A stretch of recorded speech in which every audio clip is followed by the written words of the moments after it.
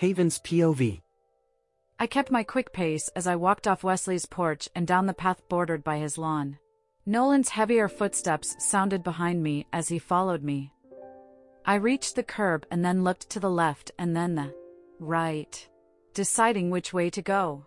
Nolan stopped next to me, his hands in the pockets of his sweatpants, as he waited for me to make a choice. My plan was going great until I realized I did not know where anything was in Crescent Lake. I crossed my arms and wrinkled my nose in frustration, and he said, "Where exactly did you want to go, Luna?" "I need a shower," I muttered, remembering my bloody hair and the sweat and general grossness from the club the night before. "A really long, boiling hot shower," I continued. "I thought you wanted to walk," he asked with a chuckle. "I just needed some excuse to get out of his house," I admitted. He laughed again and nodded, then ushered me towards the left. "Come on, Luna. I'll take you to the pack house. Just be careful, since you're not wearing shoes." I glanced down at my feet as I followed him and sighed. In my haste to get away from Wesley and make him sweat, I had completely forgotten that I didn't have any shoes. "Well, at least the pavement isn't hot," I said. "And the pack house isn't far," Nolan added as we continued walking. "What's the pack house?" "Enormous house. Looks like a cabin on steroids." "Oh yeah. I saw it when I came here with Maya for her birthday. She said it was a clubhouse. It's like our headquarters. The lower floors have a kitchen and dining room plus offices for various ranked members, and then some guest rooms and apartments. Wesley's family lives on the top floor in what's basically a penthouse suite." "Why'd he move out?" I asked. "He wanted his own space and privacy from the rest of the pack. Something about wanting to keep his family life separate from his work life. Which is funny, since the pack is his family too." I chuckled, but nodded. "I get it, I think. It's nice to have a place that's just yours, you know?" I said with a glance at him. He pursed his lips together, his demeanor shifting at my words. There was silence between us as we walked, and I looked around, taking in the scenery of Wesley's hometown, his pack. The redwoods surrounding the entire area were taller than any I'd seen before, perfect for hiding people who could change into animals. The breeze blowing off the lake carried with it the scent of pine and sunshine and the hint of snow or rain, a sign that winter was on its way, even though it was still mid-October. It was a beautiful place, and just as I had that day at Maya's birthday party, I felt comfortable there. Like I belonged. "You don't actually plan to reject him, do you?" Nolan asked, breaking our silence as he led the way to the pack house. "I don't even know what that means," I replied with a shrug. "It's how we break the mate bond so we are no longer tied to our mate. Usually it's only done if one mate is abusive or cheats on the other, but every once in a while it's done for other reasons." "How does it work? The rejection?" "It has to be done under a full moon. The mate doing the rejection says, 'I reject you as my mate,' and then the other person accepts the rejection, and the bond between them is severed." Nausea and panic ripped through me as I processed his words, at the thought of severing the bond between Wes and me. As upset with him as I was, as hurt as I was, there was no way I could break that connection. And not just because of that feeling I got at the thought of doing it, but because Wesley was truly what he'd described, my soulmate. My other half. A perfect match. I furrowed my brow and glanced at him again. "Why are you telling me this? Isn't Wes your best friend? Your alpha? Shouldn't you want me to just accept him? No questions asked?" "Of course I want you to accept him. Not because you have to, but because he's a good man, and I know he really, really cares about you, and I think you feel the same about him. But you should know you have the option to reject him, should you choose it. You will not be forced into being his mate if you don't want it." My lips twitched with a small, grateful smile at his words and his honesty. He didn't have to tell me I had an out, but he did anyway. He was loyal, but not to a fault. Not when that loyalty would hurt someone else. "Thank you for telling me, Nolan," I said, reaching out and touching his arm. "But I don't actually plan on rejecting him. I just want to make him sweat a little. Ignore him a bit and give him a taste of his own medicine." Nolan stared at me for a moment, then threw his head back and laughed.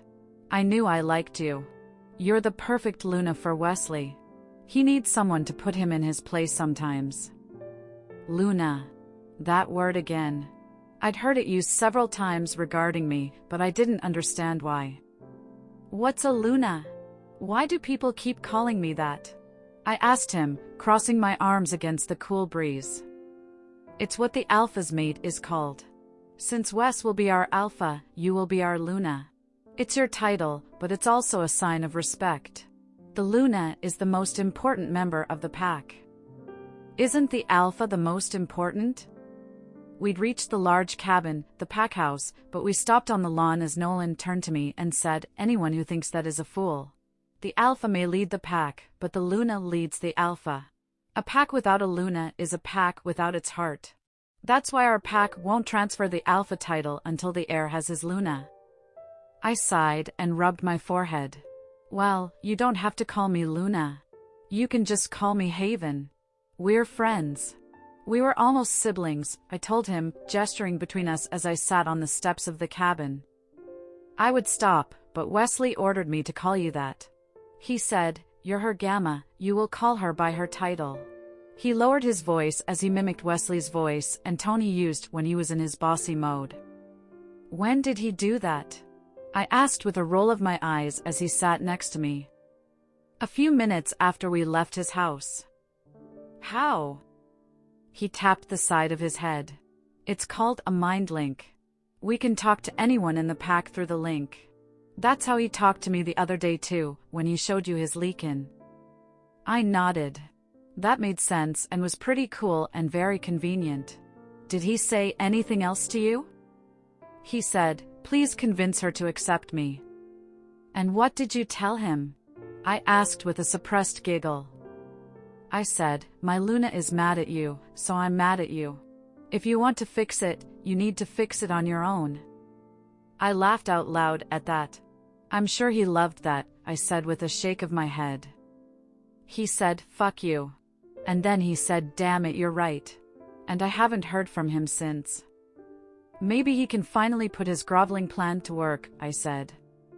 He never even came up with anything for that, Nolan laughed. I know, I smirked. He shook his head at me and stood up, offering me his hand to help me up. Come on, Maddie is waiting for us.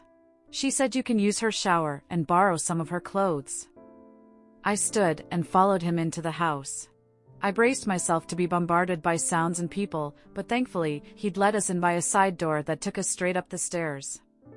While the outside of the house resembled a cabin, they decorated the interior with a minimalist and modern taste. Spotless and white, with light decor and a few houseplants.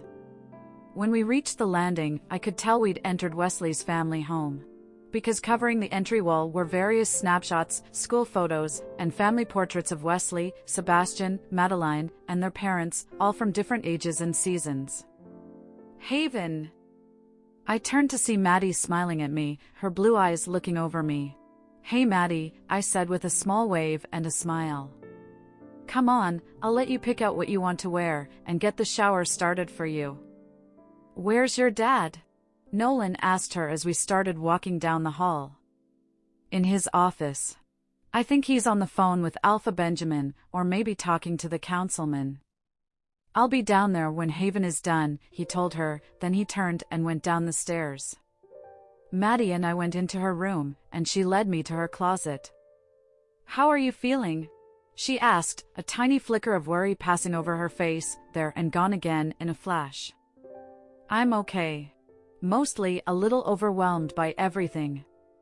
Nolan said you were pretty much healed, but I can imagine the information overload is exhausting, she said with a nod. Yeah, it is. I agreed. Well, I won't talk too much then. I don't want to overwhelm you more. Pick whatever you want, she said, gesturing at her clothes, then she walked into the attached bathroom. I looked down at Wesley's shirt, breathing in the scent of him that lingered on it from sleeping in his bed with him. I didn't want to wear something else. I wanted to at least feel like he was near me. But it was probably kind of gross from the grime I could feel on my body. I definitely needed a clean one. But I didn't want to ask for one of his shirts either. I didn't want him to know I already missed his presence and his touch. I frowned and grabbed a blue and yellow plaid flannel shirt from the closet and a clean pair of leggings from a shelf, then went into the bathroom. The soft pink and white room was already filled with steam, and a fluffy black towel sat folded on the counter, waiting for me to use it when I finished. Maddie smiled and said, "Take as long as you need," then left and closed the door behind her. I removed my clothes and got in the shower, taking my time to scrub and wash and remove all traces of the club and the attack and Lennox and my blood from my body. And the whole time, all I wanted was to be with Wesley. To have him hold me and caress my skin under the flow of the water like he did that night we shared. To have him wash my hair and massage my scalp. My body and heart and soul ached for him. And I'd only been away from him for an hour or so. After I got out of the shower, I dressed quickly, then grabbed a pair of shoes and left Maddie's room. Then she led me back down the stairs to the main floor. Nolan leaned against the hall by the door we'd used to enter the house, and he smiled at me as I approached him. "What do you want to do now, Luna?" "You seriously can just call me Haven," I told him with a sigh. "I told you, Wes ordered me to call you that." "Well, I order you to not call me Luna." He frowned and crossed his arms, his brain working through the conflicting commands. Then he sighed and rubbed his forehead and said, "Okay, Haven. What do you want to do now?" "I'm starving," I told him just as my stomach growled. "Oh. Good, because I'm hungry too," he laughed. "It's already after 11, so does pizza sound okay? We have a pretty good pizza place in the little town here." "Pizza sounds perfect," I told him. He led the way through town with me close behind him. The shoes I borrowed from Maddie were just a touch too big, but luckily we didn't have far to go, so the odds of blisters would be low. We sat at a table in the small restaurant and ordered our pizza, then waited, sipping our drinks. "What's a gamma?"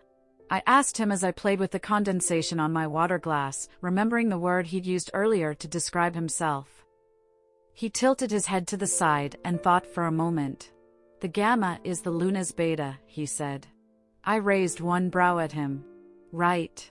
The beta is the second in command to the alpha. Reed will be Wesley's beta. So the gamma is the same, but for the Luna. Basically, I'm whatever you need me to be. Some gammas act as a bodyguard for the Luna if the Luna isn't a fighter or a warrior. Others just help them do their tasks around the pack. Some do both." I nodded, but then I frowned. I don't know anything about leading a pack of werewolves. "None of us do, really," he laughed. "But we'll all be here to help you in whatever way you need." "What about my career? My dancing?" I asked. He pursed his lips in thought and then said, "You'll have to discuss that in more detail with Wes, but I can't imagine him forcing you to give that up. He knows how much ballet means to you." "Right," I muttered. At the mention of his name, I felt Wesley's absence like a missing limb. I wasn't sure how much longer I'd be able to keep up my little cold shoulder act, not if I felt like there was a hole in my heart without him near me. "Does it ever get any easier?" I asked Nolan. "Does what ever get any easier?" "Being away from your mate? It's been only a few hours, and I already miss him and want to be next to him or touching him. Does that ever go away?" "I'm not sure. I've heard it's a little better once you're marked, but I really don't know. Most mates spend a lot of time together once they find each other," he told me with a shrug. "But like right now, don't you miss Rachel and want to be with her or near her? You haven't seen her since when, yesterday?" "Rachel isn't my mate." "Oh," I said, blinking. "I'm sorry. I just assumed." "It's all right," he said. "She may not be my mate, but I still love her." I took another sip of my water, thinking about what Maya had said at the gala. About Nolan's ex. I looked at him over the rim of my glass, debating whether or not I should ask him about it. He sighed and set his glass on the table, looking at me the same way I looked at him. "I can practically hear the wheels in your head spinning," he said. "Just ask. I'm an open book. Everyone here knows about it anyway," he added, leaning back in the booth. "Who was Kimberly?" "She was my mate." "What happened?" She rejected me, he said, pressing his lips together. She was with someone else already, an alpha, and chose him over me. I'm so sorry, Nolan, I said. It's fine, he said, shrugging. I mean, it wasn't. I was a right mess for a while afterwards. But it was several years ago. And now I have Rachel. She helped me. We helped each other. Was she rejected too? I asked. No. Her mate passed away. Oh, I said with a frown. Silence fell over us again, and the server brought us out our pizza and some plates. I inhaled the scent of the garlic and the various veggies as I pulled 2 steaming hot slices off of the pan and watched as Nolan did the same, wincing as the sauce hit his fingers. I giggled, fanning the pizza with my hand. So, do you think we've made him sweat long enough? Nolan laughed and took a bite of his pizza, then chewed while he thought. Finally, he swallowed and said, Nah, I think we should leave him to freak out for a little longer. I smiled at him. You're right. He can suffer a bit more. Wesley's POV. Are you going to reject me? I asked, as I followed Nolan and Haven to the door. What? Haven asked. Are you going to reject me as your mate? She stopped and looked at me, her eyes scanning over my face, taking in whatever she saw there. She swallowed, then said, I don't know. Then she turned and walked out my front door, with Nolan right behind her. I slammed the door shut and banged my fist against it twice before I leaned my forehead on the cool glass of the small window. I couldn't even feel her anymore. She'd cut me off from her emotions without even knowing she was. I had no one to blame but myself. I mean, sure, I could have blamed my dad, but when it really came down to the bare bones of the issue, it was nobody's fault but my own. I turned and slumped down to the floor, my back against the door and my arms draped over my knees. I sat and sat, waiting to feel even the tiniest bit of something from her end of the bond, but there was nothing.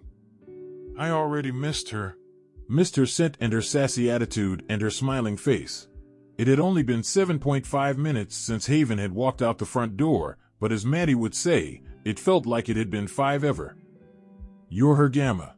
You will call her by her title, I mind-linked Nolan, reminding him to speak to her with respect, and hoping maybe he'd give me at least a brief insight into what they were doing and how she was feeling. Not that he would be disrespectful.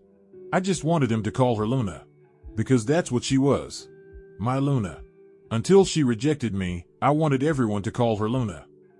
Please convince her to accept me, I added. He just snorted at me through the mind link. My Luna is mad at you, so I'm mad at you. If you want to fix it, you need to fix it on your own. Fuck you, I exclaimed, hitting the door with the back of my head. Then I sighed, and said, damn it, you're right. And he was. Again. It was up to me to fix what I had broken. I had to grovel. But unlike the first time, I knew what I wanted to do.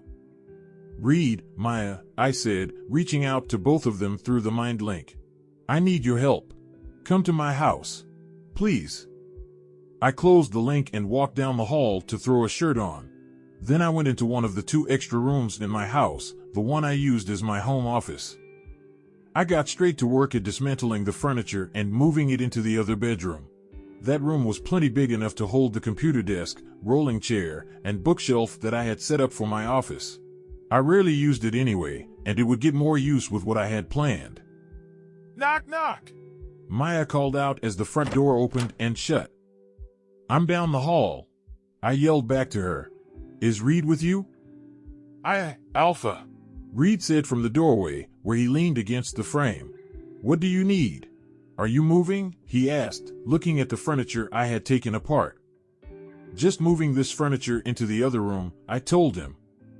What do you need us for? Maya asked. I need the 2 of you to go to your apartment and get some things for Haven. Clothes, shoes, whatever else she might need or want. No can do, Maya said, shaking her head. Your dad forbade non-ranked pack members from leaving the pack grounds while there are 2 very pissed off Lycans running around. He doesn't want anyone leaving until they're caught and brought in. Or dead, Reed added. He said until they're apprehended or dead. Fuck! I muttered, sitting back on my heels. I've been so focused on Haven, I didn't think about them both still being out there. Have you heard from Seb? No, and I'm not looking forward to seeing him, Reed told me. Why? I owe him some money. I lost a bet, he said, not meeting my eyes. You do realize he wins every bet he makes, right? He only bets when he knows he will win, I pointed out. Reed shrugged. Do I even want to know what the two of you bet on this time? I sighed. It was an old bet. One of the first we made, actually, Reed said, rubbing his neck, still avoiding my eyes. I narrowed my eyes at him. Really? So you were, what, 12? He nodded. Tell me, I commanded. We bet on whether you and Haven would be mates. Reed rushed out, then covered his mouth with his hands, his eyes wide. Damn it, Wes, he mumbled from underneath his hands. I threw my head back and laughed, and heard Maya cracking up along with me. And you bet against me? I said, still chuckling. Dude, we were 12. It didn't seem possible at all. She was a human, from another state, and you were both so young. I never thought you'd meet your mate that young. I put my hands on my thighs and shook my head, still laughing at him. Okay, well, Maya, can you at least tell Reed what he can grab from your place for her? She has a bag of clothes and a few other things that she always keeps by the front door, Maya muttered. She never told me what it was for, but I assume it's a habit from when she was living in foster care and had to be ready to move all the time. That comment put us all back into a more somber mood. To think that even that many years later, she still kept a bag ready like that. I shook my head again and rubbed my face, hiding my watering eyes from my friends. I'll go get it, Reed said softly, then he pushed off of the doorway and left. And then Maya, I'll give you my laptop and credit card, and you can order her whatever else she needs and have it shipped here, I said to her. She's going to hate that, Maya smirked. She hates when people buy her shit. I've noticed, I chuckled as I stood up and carried the desk pieces into the other bedroom. So, why are you moving this stuff to the other room? She asked as she followed me. You'll see, I told her with a smile.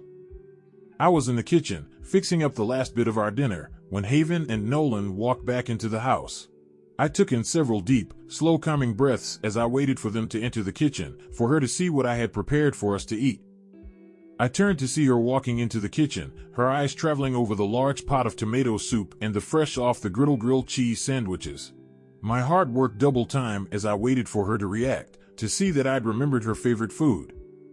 Her gaze finally met mine, her face blank and her voice void of emotion as she said, "We had pizza." I clenched my fist around the spatula in my hand, glaring at Nolan as Haven looked down at her feet to kick her shoes off by the island. No, wait, Maddie's shoes. Those were definitely Maddie's shoes and Maddie's clothes. And her curls were soft and wild, the way I preferred them, which meant she'd taken a shower. Well, I'll see you later, Nolan said, lifting his hand in a wave. Where are you going? I asked, walking after him with the spatula still in my hand. Home. To be with Rachel. My wolf is calm, now that he knows his Luna is safe and we've had some time to bond. And she's with you, so there is no reason for me to be here. But, put your big girl panties on and talk to your mate, Nolan told me through the mind link. I'm not going to hold your hand for this. No one is. I gulped, then nodded, and he said, "Bye, Haven," and then he left. I frowned at his casual use of her name instead of her title. I knew I had ordered him to call her Luna instead of Haven. But I would have to deal with his ass later, because I needed to finish groveling. I walked back into the kitchen, where Haven sat on one of the bar stools, staring over towards the window above the sink. I put the spatula in the sink, then picked up the plate of grilled cheese sandwiches. My head pivoted between the food and Haven, who wasn't even looking at me or paying attention to me. She was still blocking me from her emotions, too, although I was positive that was unintentional. I walked to the trash can and dumped the sandwiches inside, then tossed the plate in the sink. My leakin whimpered at the loss of food and at how our plan was failing, but I wasn't ready to give up. Phase 1 was a bust, but I still had Phase 2. The part that would be the real winner. I hoped. What else did you and Nolan do besides eat pizza? I asked her as I leaned against the counter. We walked around. Talked a lot. He took me to the pack house, and I took a shower, she told me, shrugging one shoulder. I noticed that, I said with a soft, dry laugh through my nose.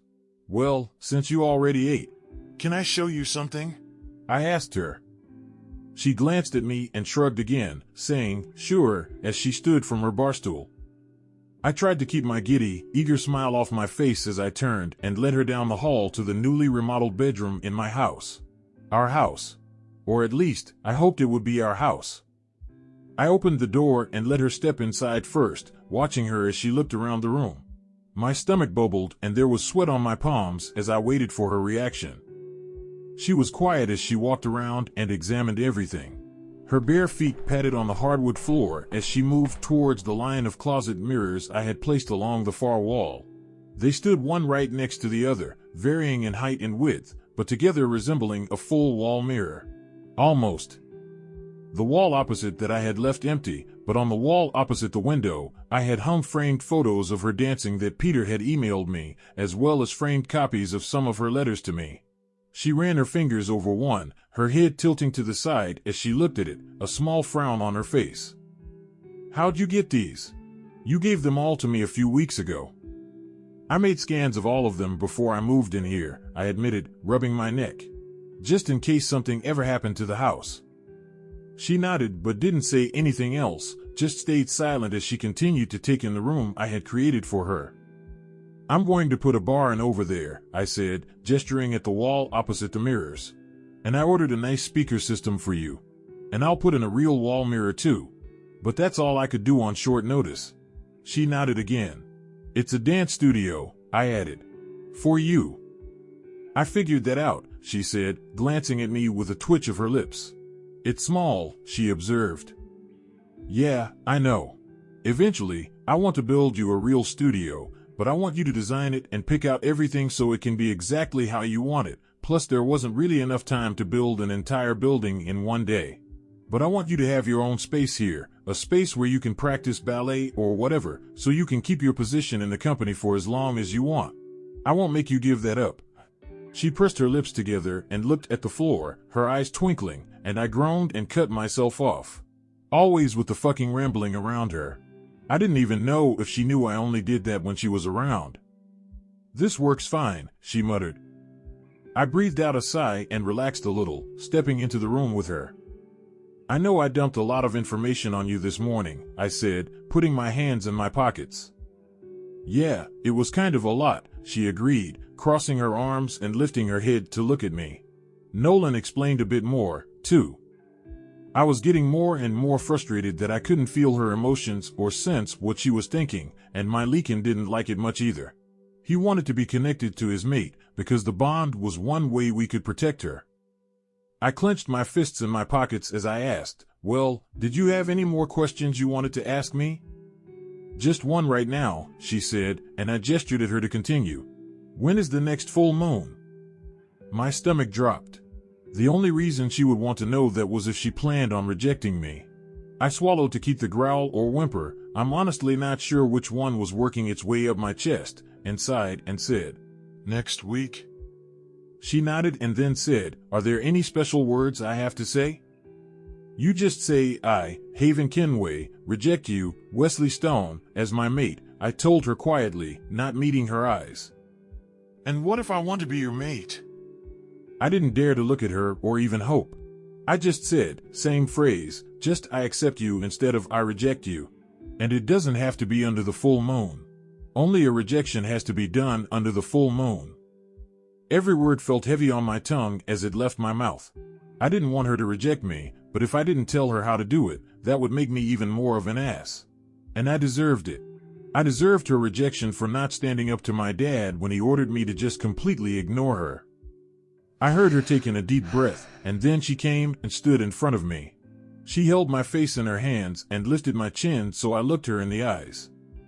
There was a determined set to her jaw and a tiny sparkle in her eye as she opened her mouth and said, I, Haven Kenway, accept you, Wesley Stone, as my mate. I dropped my forehead to rest against hers as I took in a shaky breath, tears pooling in my eyes. My hands came out of my pockets and my arms wrapped around her, pulling her into me, clinging to her like I was a drowning man and she was a raft. Her arms came around my neck and I breathed in her scent that told me she was mine. It was what I had hoped for. Her acceptance. But I had not expected it so soon. I had thought she'd make me work for it more, make me suffer and beg on my knees for her acceptance. It was what I deserved, after all. "I'm so sorry," I murmured as I buried my face in her hair, my voice thick as my tears fell without restraint. "I'm sorry for everything. I wish there was a way I could take it all back. I was stupid. So stupid." "Yes, you were," she told me. I breathed out a weak laugh, relief flooding through me at her teasing. If she was teasing me, then she hadn't been all that mad at me to begin with.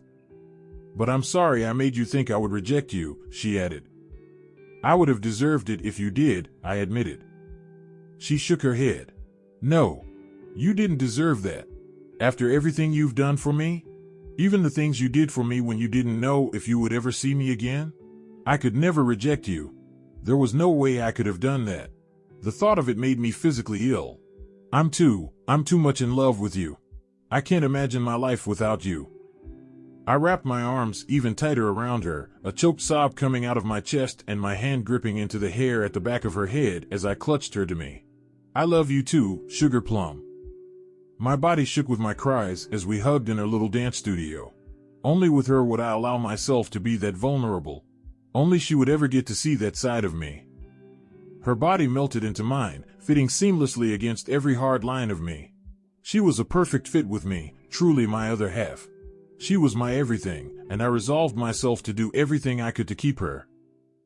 Haven's POV. Wesley's arms tightened around me as we stood in the makeshift dance studio he had put together for me. It was far from perfect, but that somehow made it even more special.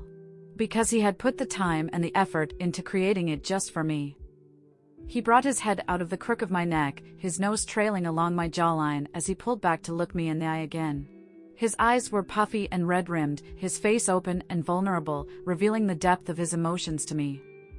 He kissed my forehead, then looked at me and said in a hoarse voice, "I, Wesley Stone, accept you, Haven Kenway, as my mate." His words echoed into my soul, settling over me like a blanket. And beneath the surface of my skin, was the overwhelming feeling of acceptance. Of belonging. The feeling I had been craving, been searching for most of my life. I gasped at the intensity of it, my hands clutching at Wesley's back, pulling my body closer to his. "Are you all right?" he asked, his powerful arms holding me with such tenderness, keeping me on my feet, keeping me from falling from the weight of my revelation. My hand slid to his chest, feeling his muscles and his heart beating beneath my palms, the rhythm of it matching my own, and I nodded. "I feel like I finally belong," I whispered. "Like I've finally come home." He gave me a teary smile and said, "I'll always be your home, Sugar Plum." My fingers gripped the fabric of his t-shirt and I rose onto my toes to smash my mouth against his. It had been too long since I had kissed him, and the little pleasurable tingles passing between our lips had me shuddering in his arms. "That feeling," I murmured as I paused to catch my breath. "When we touch each other. Is that part of the mate bond thing, too?" I asked, and he nodded, his nose brushing against mine. It's intense," I said. "It's all-consuming," he agreed. "I could get drunk from the feel of your skin against mine. And then combined with your scent and your taste, it's all intoxicating." He crashed his mouth against mine again, and my arms went back around his neck. His hand fisted into my hair, tugging at it to tilt my chin higher, forcing me to open my mouth for his tongue to dance with mine. I moaned into the kiss, holding him tighter, trying to get my body closer to his. But it wasn't close enough. His clothes and mine were in the way of what I needed. I needed to feel all of him, needed to be reassured that he still wanted me, needed to reassure him I would not leave him.